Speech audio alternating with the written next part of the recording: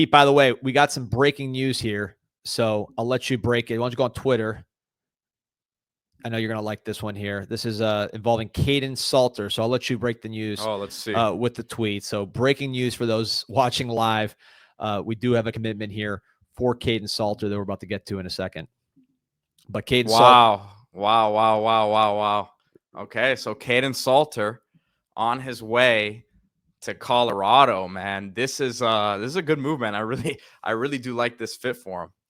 Colorado obviously has been defined not only by the Heisman Trophy winner Travis Hunter, but by the quarterback Shedeur Sanders. I would argue that in many ways, even though Travis Hunter to me is the best player in the country, deserved the Heisman, Shedeur was probably the most valuable player to the program. When you think about what he had to get through with the offensive line being in turmoil and just kind of carrying that team and being hard to replace.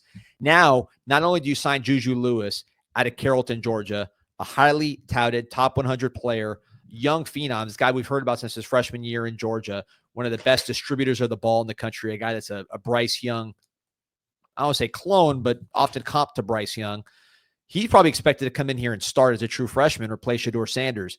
Now you get somebody like Kaidon Salter, who has had a ton of success at Liberty, who's been at the Power 5 level previously at Tennessee, goes to Liberty, has a 1,000-yard rushing season while also throwing the ball at a high level.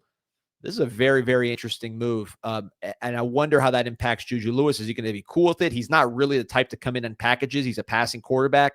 He's been playing since he was 14 and putting up numbers. Is he going to be willing to take a seat and get stronger, which might be good for him? Interesting move there. A lot for Prime to manage here. Dynamic, man. He can really run. The numbers were down. The passing numbers in terms of touchdown passes and yards were down this year. Obviously, you see CJ Daniels right there, who he's on his way to Miami now, as was announced today. So he didn't have him this year. They didn't have the same weapons as the previous season. But he's someone who he's a legit dual threat guy. Obviously, not the biggest guy in the world, but can elude pressure. You see him downfield. He can make people miss. So this is a guy quick release as well. So you get some weapons around him, and we talk about Coach Prime in Colorado needing to continue to build those trenches. This is a nice pickup for them. Yeah, I think when you look at the drop percentage for these quarterbacks, who had the highest drop percentage, Salter, I want to say, was number 3 overall on that list. And you could see it when I watched his games this season. Not only were the receivers dropping a lot of passes, you could sense some frustration from Salter, which, you know, you might need to rein in, especially with the spotlight that's going to be on Colorado, a lot brighter than what it is with Liberty. So we'll have to manage that. But he's going to have better receivers. So there'll be less drops. Even with Travis Hunter moving on, you got a lot of talented receivers at Colorado. They're in the mix for others. They had Concepcion from North Carolina State on campus this week. So he should have a good receiving core, one of the better receiving cores in the Big 12.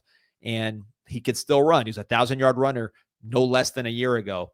So very interesting to me. The main thing I'm just watching here is how are they going to handle that dynamic with Juju Lewis? Because Colorado was not signing quarterbacks like Juju Lewis for a long, long time. Now you have a guy who's been a national name since his freshman year, setting records passing in Georgia really since his freshman year. He has the state championship single game record that he set as a freshman. This is Juju Lewis. So I don't see him as somebody who's going to come in and say, I'm good sitting down. Is this going to be an open battle? Is this going to be some situation where Salter's got so much success that he just goes in there and start? Prime's got a lot to manage here, but I'd rather have 2 quarterbacks that I feel good about and have the upside to replace a Sanders than none. So ultimately, you know, this is why Coach Prime is such a compelling figure. He doesn't do things exactly how you expect him to do it. And this is going to be the story with this program. Aside from whether Sanders leaves or not, assuming he stays, this quarterback battle between Salter and Juju Lewis should be one of the hottest ones of the offseason.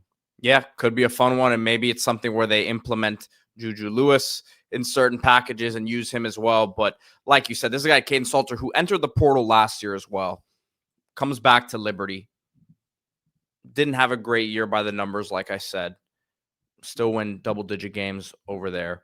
But I think for him to take himself to the next level, obviously it's not as simple as saying you're going to be the next Shedeur Sanders, but he sees that Shedeur is going to be the top pick of the draft, most likely coming out of there. Now, could that help him? Let's see.